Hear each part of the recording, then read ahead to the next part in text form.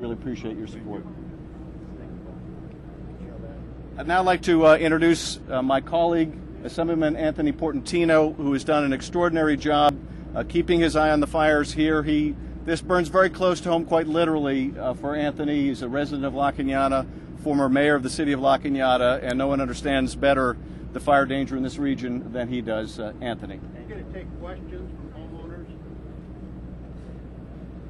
I believe there is a Q&A period afterwards. Thank you, Congressman Schiff, Congressman Dreyer, and I want to join with the sentiments of deep appreciation to the governor for declaring the emergency before he had to leave for his family situation, and certainly our condolences and respect go out to the governor, and thank you very much for keeping an eye on how important it is for public safety in this area and the devastating fire. As it's been said, I live 5 blocks below where the evacuation area has been undergone for the last couple nights, and I want to echo the sentiments. I have been personally impressed as a resident of La Cañada Flint Ridge of the dedication of the City Council that has been basically doing 24-hour shifts at City Hall, and I know the Altadena Town Council and the La Crescenta Town Council as well are watching this situation and monitoring the progress of the fire and the public safety of their residents. The takeaway I want to bring is listening to the Incident Commander Dietrich talk about the unprecedented nature of this fire,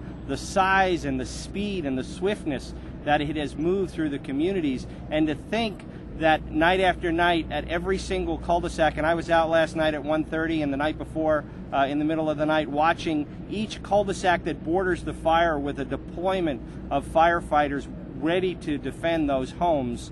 It is just an amazing sight to see. And if I could just put one plea out there, the one thing that has sort of surprised me is while the firefighters and the law enforcement personnel have been doing such a great job fighting this fire and making sure that there's no looters, the number of people who have driven into the area clogging the streets who are there to take pictures to watch. If you could just stay home, let the brave firefighters and the law enforcement do their job.